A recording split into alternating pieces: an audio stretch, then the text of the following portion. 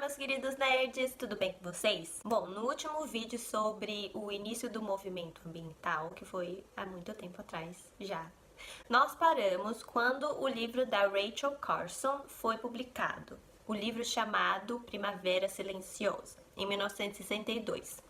Bom, esse livro está envolvido em muitas polêmicas, né, que culminaram o lançamento desse livro pela Rachel Carson. Por exemplo, em 1914, nos Estados Unidos, foi declarada a extinção de uma espécie que era muito abundante e que muitos políticos falavam assim: não, imagina, essa espécie nunca vai se extinguir, tem tantos aqui, e muitos cientistas já falavam sobre o risco de extinção dessa espécie que é o pombo passageiro. O contexto também da publicação desse livro, da Primavera Silenciosa, foi o uso do DDT, que foi descoberto em 1939 pelo suíço Paul Miller. Então, nesse livro, a Rachel, ela fala sobre a extinção, né, de espécies devido ao uso de pesticidas, né, porque o DDT era tipo um pesticida usado na agricultura e as pessoas usavam em todo lugar, era super venenoso o negócio.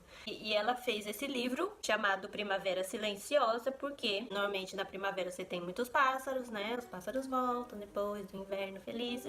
E no caso, como os pássaros estavam sendo extintos por conta dos pesticidas, Primavera Silenciosa. E antes disso também tinha um contexto de outras questões ligadas à poluição atmosférica, como por exemplo em 1952 em Londres, quando aconteceu o chamado Grande Nevoeiro, que foi devido à presença de muitas indústrias, né, queima de combustíveis fósseis e a concentração dessas indústrias, que matou aproximadamente 10 mil pessoas e deixou mais de 100 mil pessoas doentes. Nos anos 70 foram criados muitos ministérios, né, que foram o EPA, que é tipo o Ministério do Meio Ambiente nos Estados Unidos, na França também.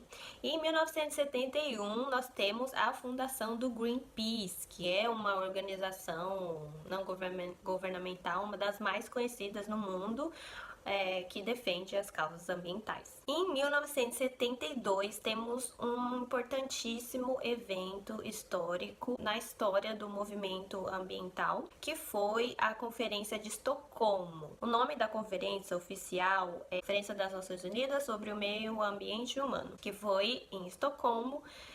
E essa foi a primeira convenção, assim, primeira grande convenção das Nações Unidas, que reuniu vários chefes de Estado para falar sobre problemas ambientais. Então, por isso que foi muito importante. No mesmo ano, temos o lançamento do relatório chamado Os Limites do Crescimento, pela ONG O Clube de Roma, que era formado por cientistas, políticos, empresários, várias pessoas que tem um objetivo. Eles dizem que o objetivo deles é divulgar conhecimento sobre o futuro da humanidade e tal.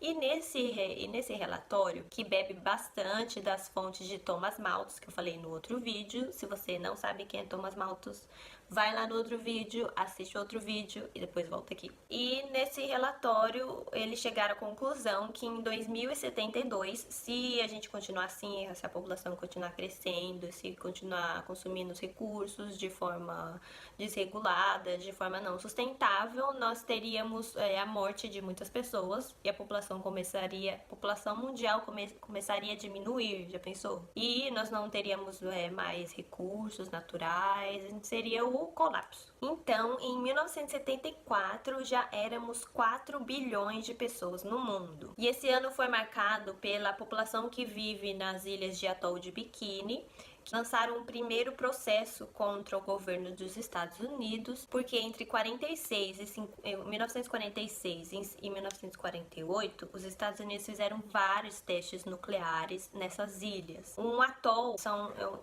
muitas ilhas no formato de um anel e tem um lago no meio, então é um atol chamado Atol de Bikini.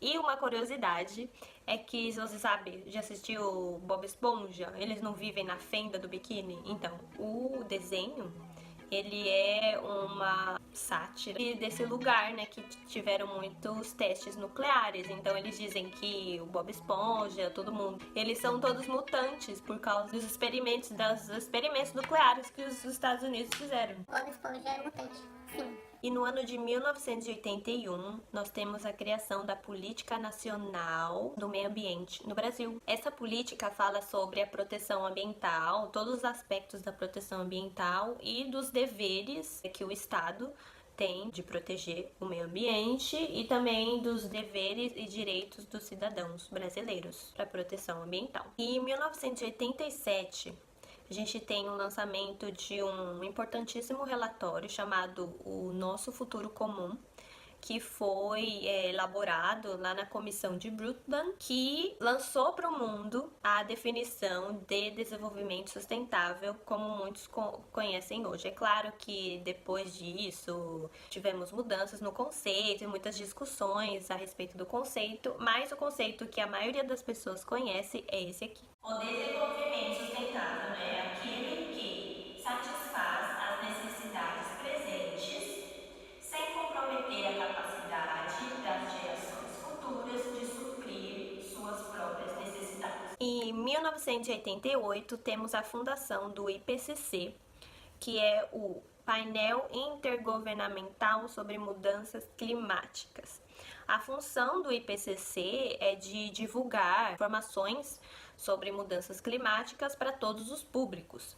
E foi em 1990 que eles lançaram seu primeiro relatório e foi mó alvoroço, porque falavam coisas catastróficas, né, que até hoje falam, mas não muita gente, políticos, não ligam, que sobre as mudanças climáticas, extinção de espécies e outras consequências das mudanças climáticas. Então, em 1992, no Rio de Janeiro, ocorre a Eco 92, também oficialmente chamada de Conferências das Nações Unidas sobre o Meio Ambiente e o Desenvolvimento. Então, um dos principais resultados da Eco 92 foi a Agenda 21, que foi assinada por 178 países. E na Agenda 21, formada por princípios e compromissos dos países que chegaram e falaram, esses são os nossos compromissos, blá, blá, blá, blá, blá. E outra coisa importante da Agenda 21 também foi que esses países ficaram comprometidos a fazer cada um a sua própria agenda. Então, nós tivemos a Agenda 21 local do Brasil e isso proporcionou também oportunidade para muitas discussões sobre a proteção ambiental, as questões relacionadas à sociedade, economia, tudo que envolve esse assunto. Em 1997, temos a assinatura do Protocolo de Kyoto. O Protocolo de Kyoto é um tratado entre os países que eles se comprometem a reduzir as emissões de gases de efeito estufa. Que teve a maior treta com os Estados Unidos, que se recusaram a colocar em prática o protocolo, e todo mundo falando, mas os Estados Unidos é um dos mais poluidores, blá blá. Deu uma treta isso. Se você quiser que eu faça um vídeo falando sobre essas tretas, deixa aqui nos comentários. 10 anos se passaram então e temos também no Rio de Janeiro a Rio+20. Que eu estava lá. Que emoção. A Rio+20 foi também muito importante porque foi uma das maiores convenções das Nações Unidas até então, porque reuniu aproximadamente 193 países. E foi lá que elaboraram os Objetivos de Desenvolvimento Sustentável das Nações Unidas.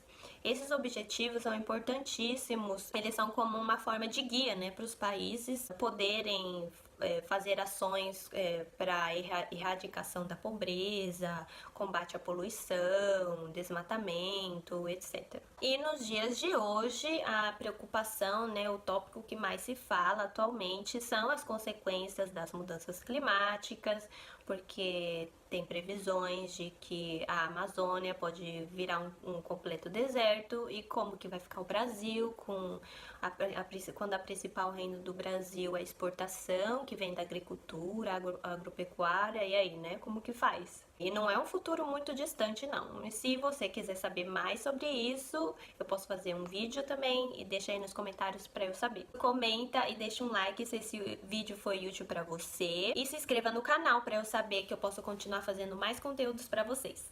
Tchau, até o próximo vídeo!